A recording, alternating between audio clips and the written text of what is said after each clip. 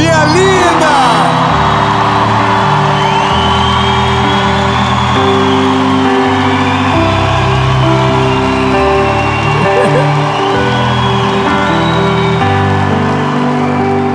Olha, talvez você entrou nessa mensagem porque o título te chamou a atenção. Mas veja, se nós de verdade soubéssemos quem é o nosso maior inimigo, ficaria muito mais fácil de vencê-lo. Mas o nosso maior problema não é vencê-lo, é identificá-lo. A razão do porquê que às vezes na nossa vida tudo atrasa, tudo dá errado, nada acontece. 3 coisas você vai aprender nessa palavra: a identificar, a perdoar ou resolver e ressignificar. A gente vai pro vídeo, mas não antes de eu te pedir um favor muito importante.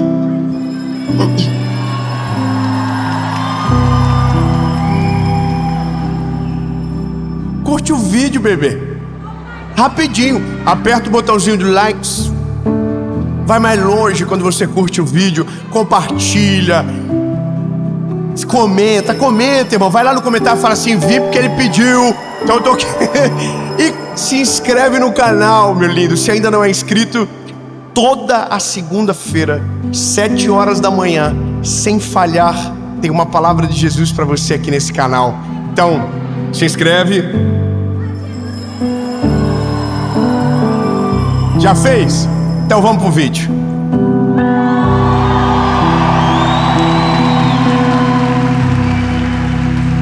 Evangelho de Jesus, conforme escreveu Mateus, capítulo 4, fala sobre a tentação de Jesus.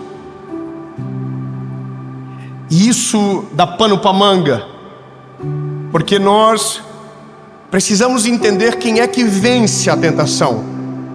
Se é a divindade de Jesus ou se é a humanidade dele.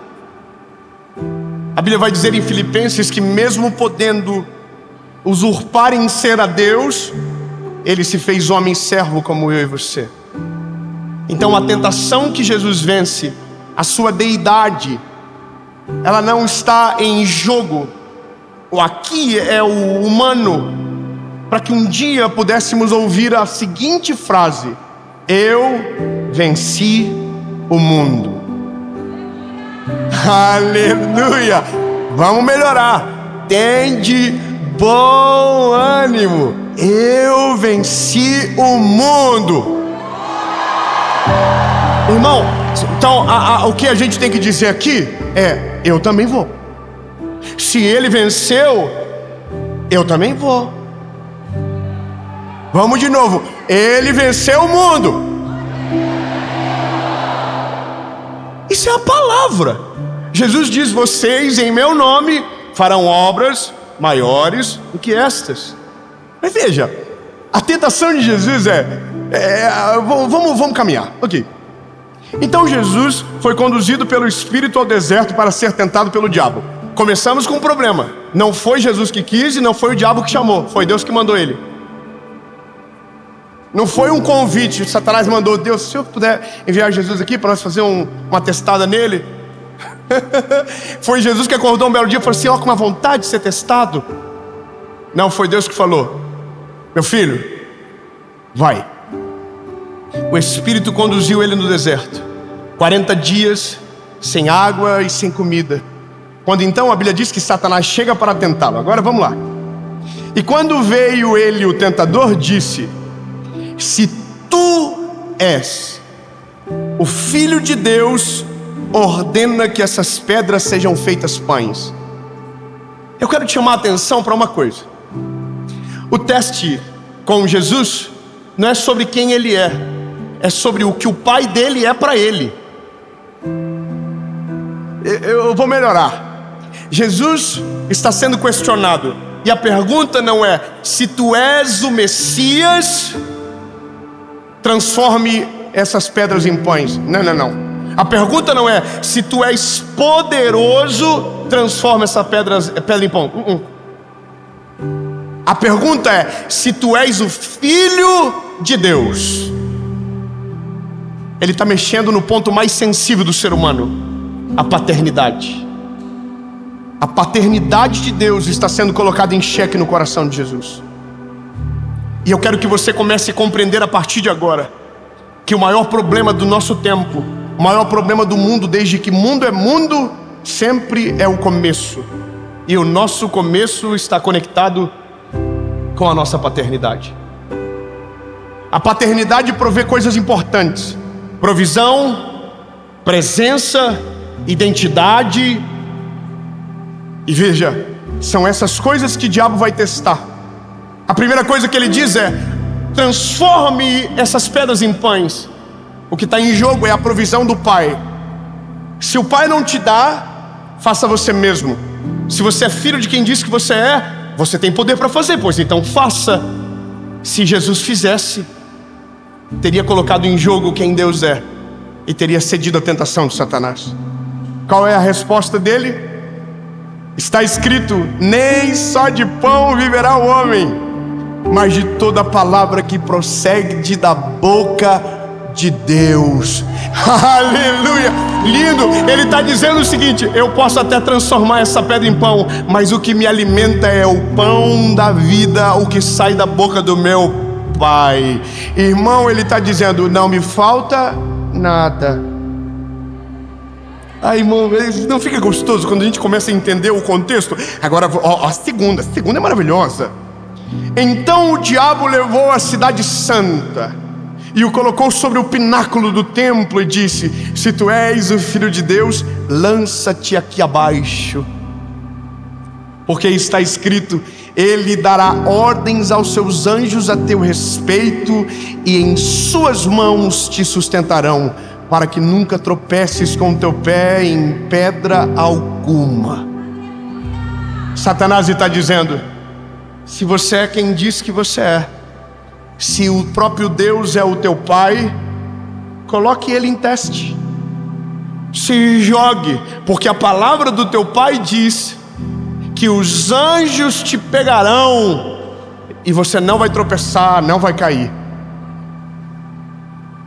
Se Jesus não tem certeza da sua identidade e não tem a segurança da proteção do Pai, o teste vira uma tentação. Eu vou ser mais claro com você. Tem coisas que nós vivemos hoje na nossa vida que é justamente o resultado da falta de proteção que sentimos na nossa paternidade quando éramos crianças. Nossas inseguranças, nossa forma de ver a vida, nossa forma de tomar decisões radicais, às vezes são completamente podadas, porque quando éramos garotos não tivemos segurança do nosso pai. Lindo, eu sei que vai doer, principalmente se você for pai hoje, mas eu quero que você entenda: o problema começa na paternidade. A tentação de Jesus, a primeira coisa que Cristo é colocado em xeque é na paternidade de Deus. Se o teu pai te provê, se o teu pai te protege.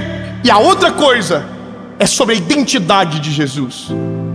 A terceira tentação diz: o diabo levou ele a um monte altíssimo e lhe mostrou todos os reinos do mundo e a sua glória, e disse: todas essas coisas eu te darei, se perante mim te prostrares. Irmão, Jesus diz para Satanás: para trás de mim, Satanás. Ninguém vai se prostrar perante outro se não seja o meu Deus. Sabe o que é isso? Identidade. Uma identidade sarada, uma identidade blindada, não nos autoriza a nos prostrar na presença de outros deuses. E eu vou ser objetivo com você: não nos deixa ceder a tentações, não nos deixa entrar em portas que Deus não autoriza, não nos deixa tomar decisões que um filho seguro tomaria. Não nos deixa. Então, temos o primeiro impacto de Cristo: Ele venceu.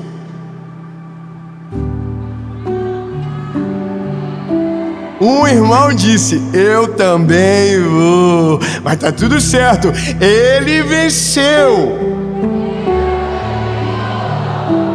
Então veja, se temos algo claro, comece a examinar a sua vida. O pai que você é, a esposa que você é, a forma que você educa os filhos, a forma que você cuida de dinheiro, a forma que você trata as pessoas, a maneira que você vive, está totalmente conectada com o passado. Sempre volta na origem. Se o teu pai te proveu segurança, você tem segurança. Se o teu pai colocou identidade, ninguém consegue te derrubar, porque você sabe quem você é, você sabe quão amado que você é, você sabe quão importante para o pai você é. Entende? Identidade. Então agora temos uma grande lacuna aqui, porque nós, todos nós, se não a maioria, para não ser todos, temos problemas semelhantes. Quantos aqui, que o pai, que era a figura de maior proteção, abusou? Quantos filhos que nunca experimentaram o amor do pai e que tiveram a vida toda violência dentro de casa? Quantos homens que aprenderam a amar as suas esposas olhando a forma que o pai amou de maneira errada a sua mãe, e hoje é igual? Quantos filhos que são educados na base da ira, porque essa foi a educação que ele recebeu? Quantas pessoas que paralisam na vida e nada acontece, porque o pai era exatamente igual, e todas as desculpas que precisamos já vem pronta. Lindo, as coisas que você diz tem tudo a ver com o que você ouviu. Os pensamentos de escassez tem tudo a ver com o que você ouviu quando era criança. Os sentimentos que você nutre tem tudo a ver com a maneira que você foi gerado. Então, meu lindo, temos um problema. Porque se a paternidade é o nosso calcanhar de Aquiles, o inimigo sempre vai saber aonde acertar. Porque se ele sabia com Jesus, ele também sabe com você. Se ele sabia com Cristo, ele sabe contigo. Lindo, ele tem tempo para estudar sobre. Então, quando o inimigo chega, ele sabe exatamente onde é o nosso ponto fraco. Quantos pais, olha, observa, que traíram a sua mãe, e aí você casou e também traiu a tua esposa. Você observa que está aqui. Alguém vai dizer, isso é maldição hereditária. Mas daí eu olho para Jesus. Se Jesus venceu a morte, venceu a sentença, a carta de dívida foi rasgada, não existe maldição hereditária depois que Jesus entra. O que resta é a memória do que precisa ser resolvido. Eu tenho um casal de amigos há muito tempo, quase 10 anos. Quando nós o conhecemos, são pessoas maravilhosas. Quando nós o conhecemos, fomos criando intimidade. Só que a moça, a mulher, ela muitas das vezes tinha algumas atitudes que eram estranhas. Não sei, uma insegurança, sabe? A gente começou a andar com outro casal de amigos. Quando a gente viu, ela estava bolada, o bico desse tamanho, porque na cabeça dela ela estava sendo trocada. Não era alguém a mais, era alguém subtraindo ela da equação. Então ela mudou. Volta e meia, nós olhávamos para ela e víamos que havia algo errado. Só que daí olhávamos para a vida dela, estava tudo perfeito. Marido maravilhoso, filhas, 2 meninas lindas, tudo perfeito. E aí você dizia, o que tem de errado nela? Por que ela fala do jeito que fala? Por que às vezes ela vive desse jeito? Por que é assim? Por que ela reage desse jeito? Não era para ela ter segurança, não era para ela se sentir amada. E aí, lindo, eu não tinha essa palavra comigo até então, mas ela entrou numa crise da vida. O Senhor colocou eles no meio de um processo muito grande, e no meio desse processo ela conseguiu recobrar a história e conseguiu identificar aonde estava o problema. E o problema estava na paternidade. Eu não vou ser invasivo e não vou contar as histórias dela, mas quando ela contava as histórias, a gente chorava junto. Como foi? Como aconteceu? Um filho ouvir que não foi planejado e que foi um acidente. Imagina um filho que ouve da mãe que ela nunca foi desejada. Você sabe, tem coisas que marcam a gente tão profundamente que a gente não consegue lembrar quando, onde, como, mas está marcado aqui dentro.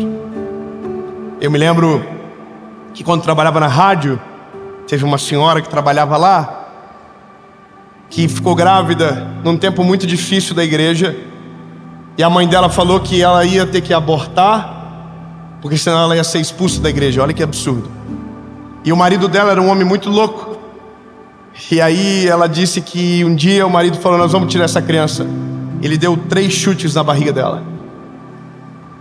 Sabe? Ela baixou, ele chutou, chutou, chutou.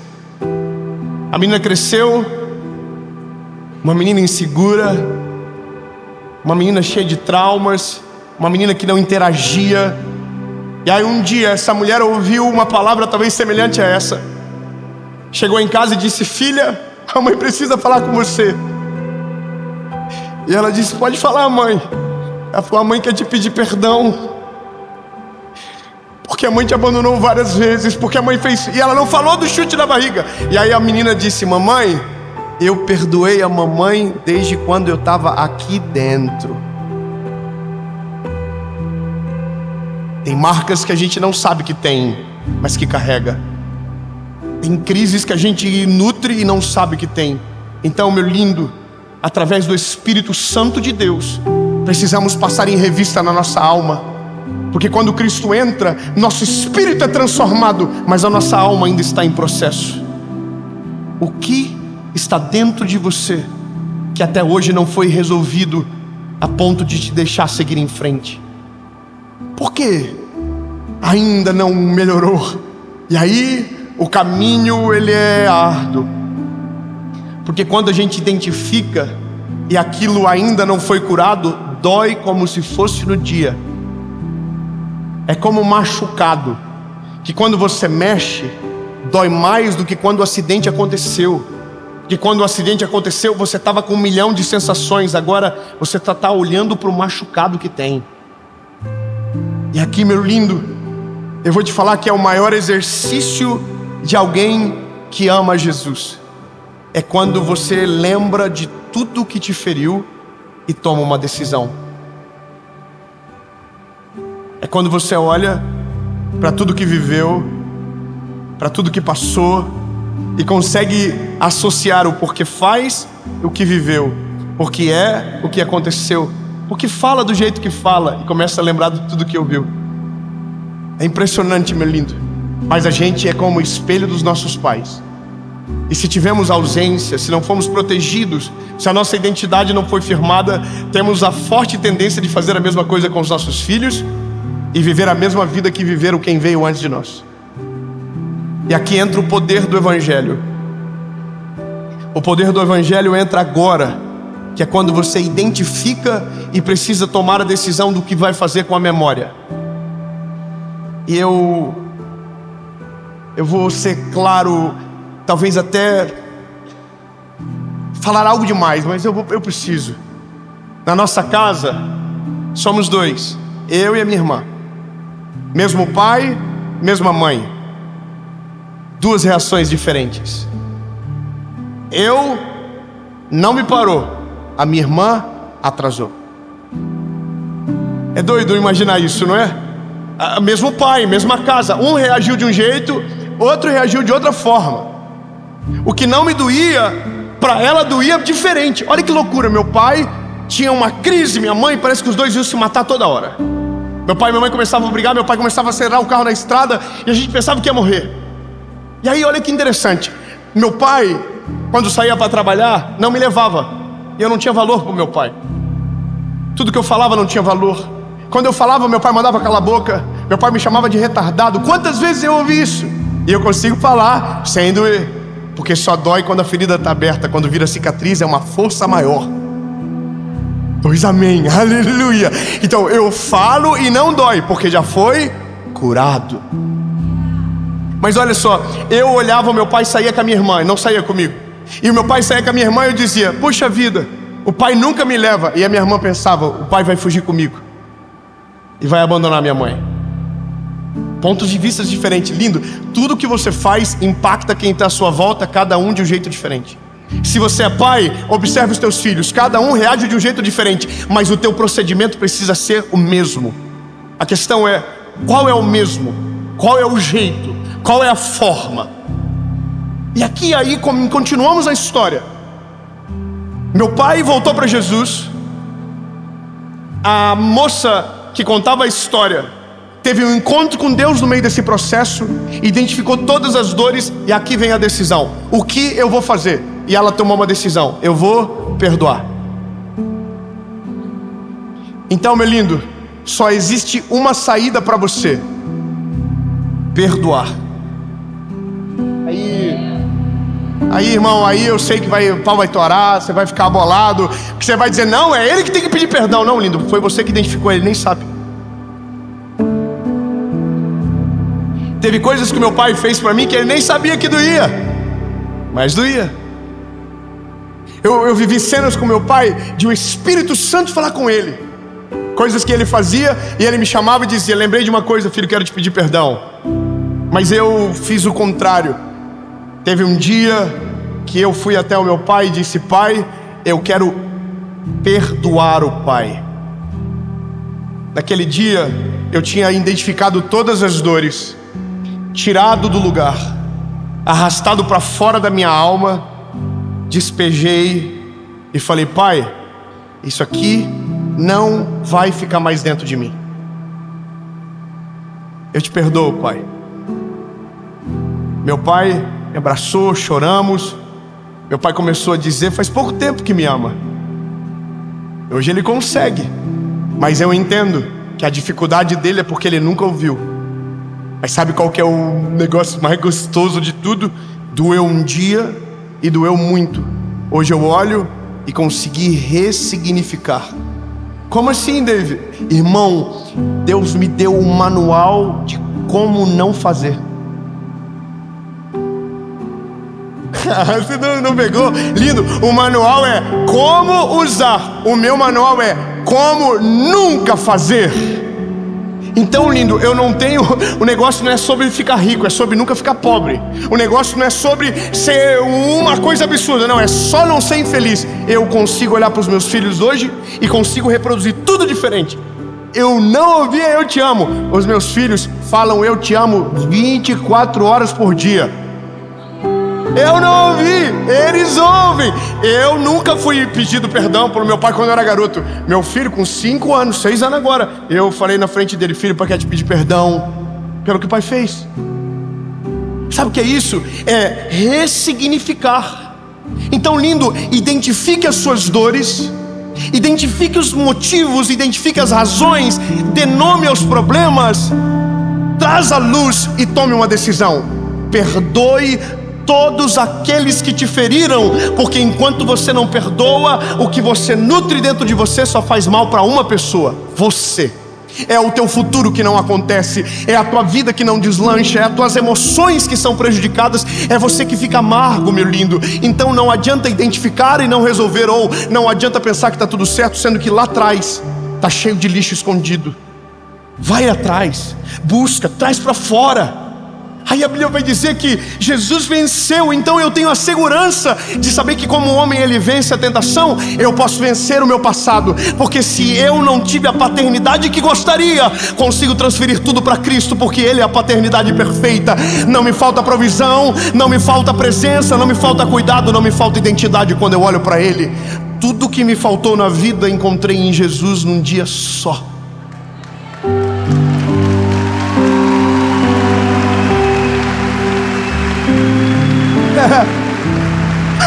Aí, irmão, eu encontrei, eu perdoo, pronto, você se livra da bagagem.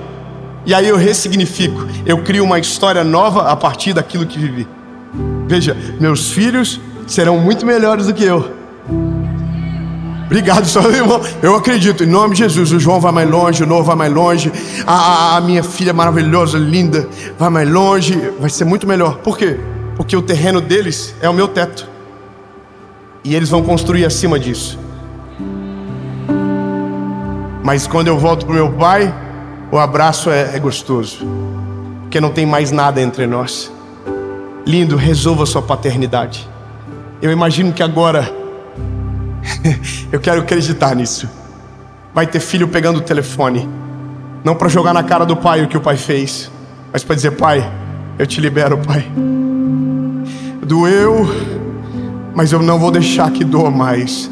Eu te perdoo. Irmão, a palavra eu te perdoo, ela quebra todo o inferno, vira de cabeça para baixo o mundo espiritual. Quando você fala com a tua boquinha: eu te perdoo, irmão, o inimigo foge, parte de retirada, porque o perdão é algo que constrange. Nada mais no amor constrange do que o perdão genuíno. Nada é mais poderoso no amor de Jesus do que o perdão dele sobre nós. Quando você perdoa alguém, é a forma mais poderosa de dizer: eu amo você, eu te perdoo. Irmão, eu te perdoo. Diga com a boquinha linda, só ensaia. Diga: eu te perdoo. Quando a gente perdoa, a gente sara. Aí, o machucado aberto vira uma cicatriz. Você olha, você lembra, você sabe o que aconteceu, mas não te dói mais. Veja, perdão não é amnésia. Perdão é ver sem sentir a dor. É lembrar e conseguir dizer sem chorar da mesma maneira que chorou lá atrás. Hoje eu consigo dizer de boa: meu pai falava isso e tudo aquilo, de boa, não dói mais. Mas o meu filho nunca vai ouvir o que meu pai disse para mim, jamais. Jamais.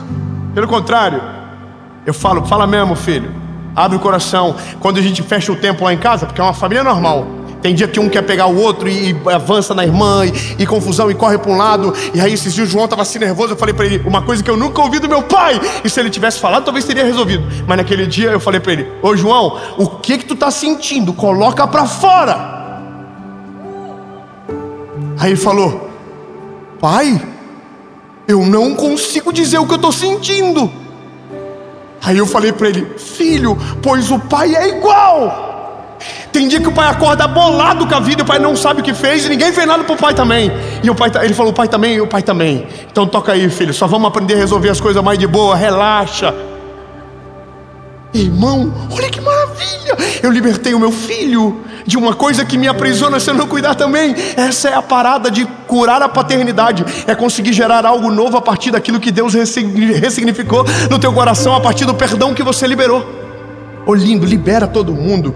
Libera os teus pais, libera a tua mãe, meu amor. Você que teve uma mãe narcisista que ficou em cima de você a vida inteira para não deixar você crescer. Linda, se liberta. Você é uma princesa do Senhor. Deus tem um plano maravilhoso com a sua vida, e você não vai ser a cópia daquilo que te feriu.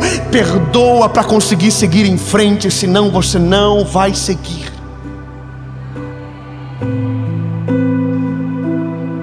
Bom, terminamos.